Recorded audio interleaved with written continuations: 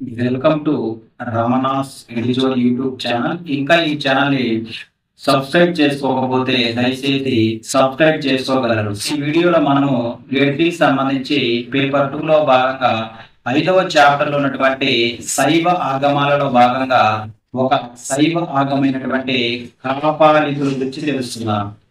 కాపాలికులు. So ఈ కాపాలికుల గురించి మనం తెలుసుకున్నట్లయితే కాపాలికులు అనేది తాంత్రిక శైవ మతంలో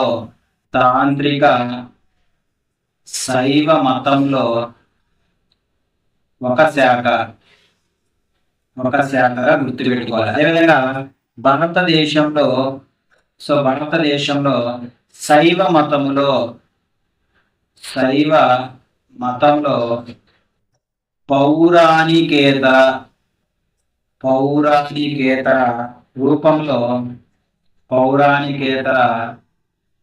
రూపంలో ఈ కాపాలిక సాంప్రదాయం కాదు. ఓకేనా? ఇక్కడ మనం గుర్తుపెట్టుకోవాల్సిన విషయం ఏంటంటే, సో కాపాలికులు తాంత్రిక శైవ మతంలో ఒక శాఖ గుర్తుపెట్టుకోవాలి. అదేవిధంగా శైవ మతంలోనే పౌరాణికేతర రూపంలో ఈ కాపాలిక ఒక సాంప్రదాయంగా మనం గుర్తుపెట్టుకోవాల్సిన అవసరం ఇక్కడ అంటే, సో హిందూ మతంలో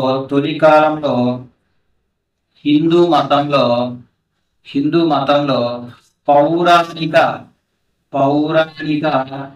శైవము, అదే విధముగా పౌరాణికేతర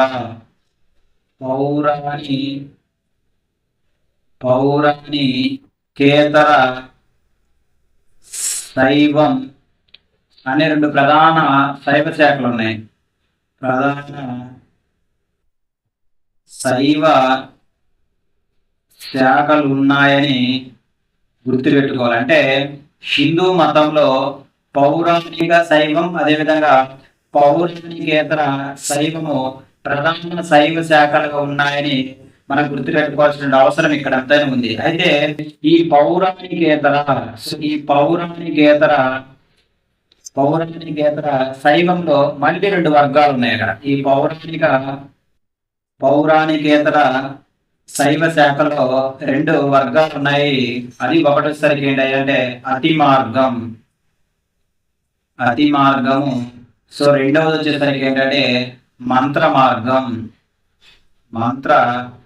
మార్గం అని గుర్తుపెట్టుకోవాలి. అంటే ఇక్కడ మనము హిందూ మతంలో పౌరాణిక శైవంతో పాటు ఏముంది, పౌరాణికేతర శైవం కూడా గుర్తుపెట్టుకోవాలి. ఈ పౌరాణికేతర శైవంలో తిరిగి మనకు అతి మార్గము, సో మంత్ర మార్గం అనే రెండు వర్గాలు ఉన్నాయిగా మనం గుర్తుపెట్టుకోవాల్సిన అవసరం ఇక్కడ ఉంటుంది. అయితే ఇక్కడ అతి మార్గంలో ఉపశాఖలను గమనించినట్లయితే ఏమేమి ఉన్నాయి? పాశుపత, చాలా ఇంపార్టెంట్ అండి. ఇవి ఉపశాఖలు. దేంట్లో? అతి మార్గంలో పాశుపత శైవము, అదేవిధంగా బహుళ కాలాముఖ లింగాయతులు. అంటే మనము పాశుపత శైవము, సో బహుళ, అదేవిధంగా కాలముఖ లింగాయతులు అనేవి సో దేనిలో ఉపశాఖలుగా ఉన్నాయంటే అతి మార్గంలో ఉపశాఖలు ఉన్నాయని గుర్తుపెట్టుకోవాలి. అదేవిధంగా మంత్ర లేదా తాంత్రిక మార్గం అంటారు. సో దీన్ని మంత్ర లేదా తాంత్రిక మార్గంలో గమనించినట్లయితే దీన్ని ఉపశాఖలను గమనించినట్లయితే ఏంటిది? సో కాపాలిక శైవము,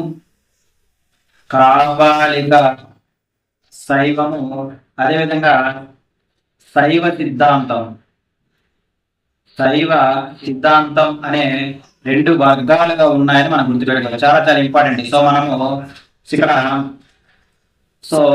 మంత్ర లేదా తాంత్రిక మార్గంలో గమనించినట్లయితే ఉపశాఖలను మనం చూస్తున్నాం. సో ఈ ఉపశాఖలో మనకి ఏంటి? కాపాలిక శైవము, అదేవిధంగా శైవ సిద్ధాంతము అనే రెండు వర్గాలుగా ఉన్నాయని మనం గుర్తుపెట్టుకోవాలి. రెండు వర్గాలుగా ఉన్నాయని మనం గుర్తుపెట్టుకోవాల్సినటువంటి అవసరం ఇక్కడ అంతా అయింది. అయితే ఈ కాపాలిక శైవుల్లో, కాపాలిక శైవుల్లో కౌల అదేవిధంగా త్రిక అనే మరో 2 విధానాల వారు ఉన్నారు. చాలా చాలా ఇంపార్టెంట్. ఈ కాపాలిక శైవుల్లో కౌల మరియు త్రిక అనే విధానాల వారు ఉన్నారు. ఇక్కడ ఈ కాపాలిక అనే మాటకు అర్థం ఏంటంటే కపాల శబ్దం నుంచి ఉద్భవించిందిగా మనం గుర్తుపెట్టుకోవాలి.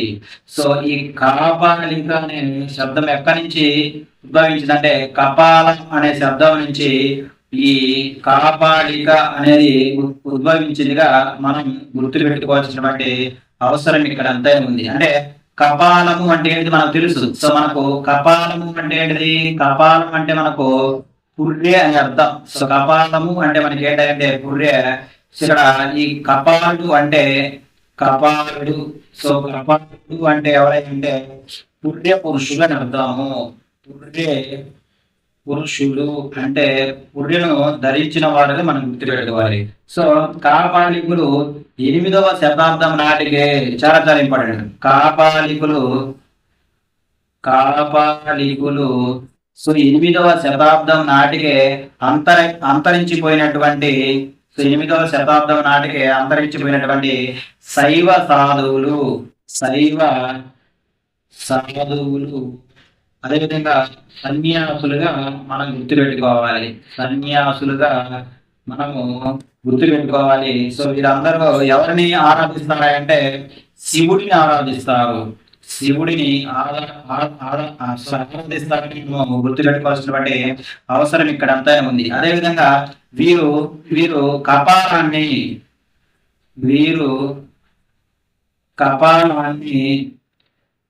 యాచన అదేవిధంగా భిక్షాటన కోసము ఉద్దేశించిన పాత్రగా వినియోగించుకుంటారు.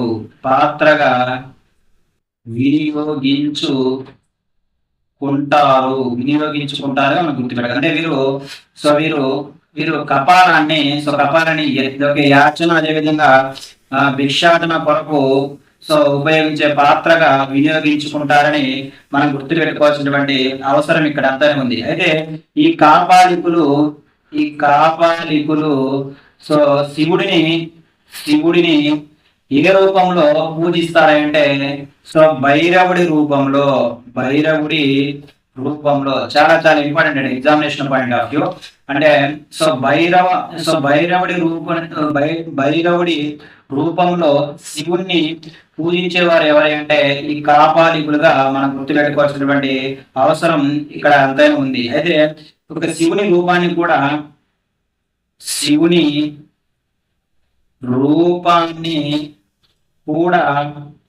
అనుసరించి సో వీళ్ళు ఎవరి కాపాలికులు శ్మశానంలో ఉన్నటువంటి బూడిదను అదేవిధంగా శరీరం నిండా పూసుకుంటారు.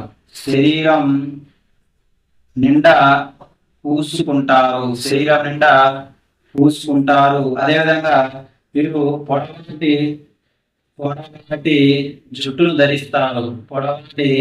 జుట్టును ధరిస్తారని గుర్తుపెట్టుకోవాలి. అదేవిధంగా మీరు రక్త మాంసాలను భుజించడం అదేవిధంగా మద్యపానం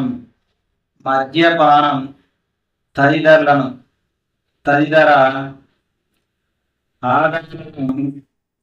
ఆధారాలను పాటిస్తూ ఉంటారు.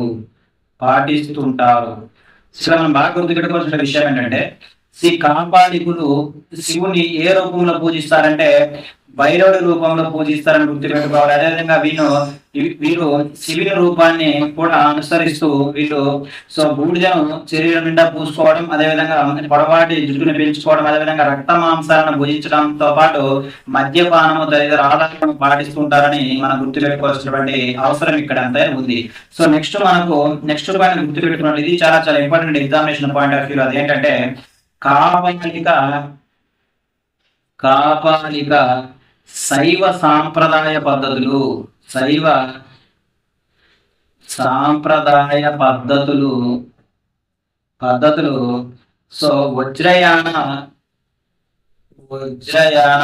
బౌద్ధ మతంలో కనిపిస్తాయి. చాలా చాలా ఇంపార్టెంట్. వజ్రయాన బౌద్ధ మతంలో కనిపిస్తాయి. చాలా చాలా ఇంపార్టెంట్ అండి. చాలా చాలా ఇంపార్టెంట్. అంటే ఈ కాపాలిక శైవ సాంప్రదాయ పద్ధతులు ఏ బౌద్ధ మతంలో కనిపిస్తాయి మనకు? వజ్రయాన సో బౌద్ధ మతంలో కనిపిస్తాయి, గుర్తుపెట్టుకోవాలి. సో ఈ వజ్రయాన బౌద్ధ మతాన్ని స్థాపించినవాడు సిద్ధ నాగార్జునుడు. చాలా చాలా ఇంపార్టెంట్. సిద్ధ నాగార్జునుడుగా మనం గుర్తుపెట్టుకోవాల్సినటువంటి అవసరం ఇక్కడ అంతా ఉంది. అయితే ఇక్కడ ఈ అఘోరాలు ఈ అఘోరాలు ఈ తాంత్రిక శైవ సాంప్రదాయం వాళ్ళని గుర్తుపెట్టుకోవాలి. శైవ సాంప్రదాయం వాళ్ళేనని గుర్తుపెట్టుకోవాల్సిన అవసరం ఇక్కడ ఎంత ఉంది. సో నెక్స్ట్ ఈ కాపాలికులకు సంబంధించినటువంటి సో ఈ కాపాలికులను గురించి మొదట ప్రస్తావించినటువంటి గ్రంథం ఏంటంటే చాలా చాలా ఇంపార్టెంట్. హాలుడు రచించినటువంటి గాథ సప్తసతిలో ఈ కాపాలికల గురించి మొదటిసారిగా ప్రస్తావించాడుగా మనం గుర్తుపెట్టుకోవాలి. హాలుడు అనగానే మనకు ఏ రాజవంశం గుర్తు రావాలి? శాతవాహనుల యొక్క రాజవంశం గుర్తు రావాలి. అంటే శాతవాహన రాజు అయినటువంటి హాలుడు గాథా సప్తసతిలో సో మొట్టమొదటిసారిగా ఈ కాపాలికల గురించి ప్రస్తావించాలని గుర్తుపెట్టుకోవాలి. హాలుడు ఈ గాథా సప్తసతిని ఏ భాషలో రచించాడు? చాలా చాలా ఇంపార్టెంట్. ఏ భాషలో? ప్రాకృత భాషలో రచించడం జరిగింది. హాలుడు ప్రాకృత భాషలో రచించడం. సో ఇక్కడ గాథా సప్తసతిలో ఈ కాపాలికల గురించి సంబంధించి మొట్టమొదటి ప్రస్తావన కలదని మనము ఎగ్జామినేషన్ పాయింట్ ఆఫ్ వ్యూ గుర్తుపెట్టుకోవాలి. సో నెక్స్ట్ దాన్ని గమనించినట్లయితే so next so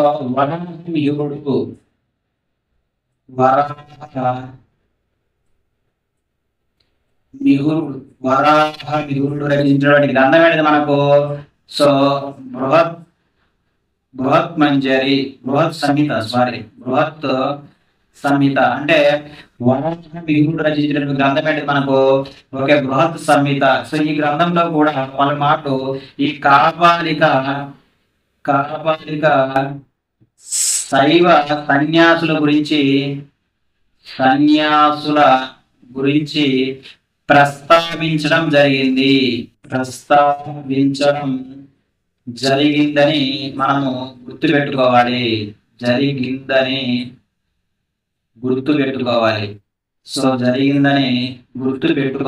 so next కాపాలికులు మరియు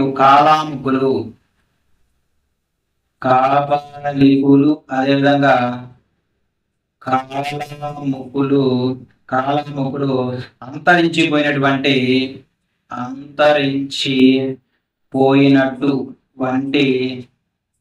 రెండు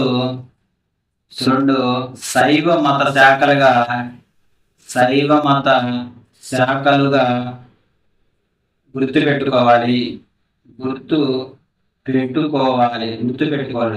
సో ఇది మనకు శైవ ఆగమంలో భాగంగా ఒక శైవ ఆగము అయినటువంటి కాపాలికుల గురించి సో నెక్స్ట్ వీడియోలో మరొక శైవ ఆగమం గురించి తెలుసుకుందాము. Thank you.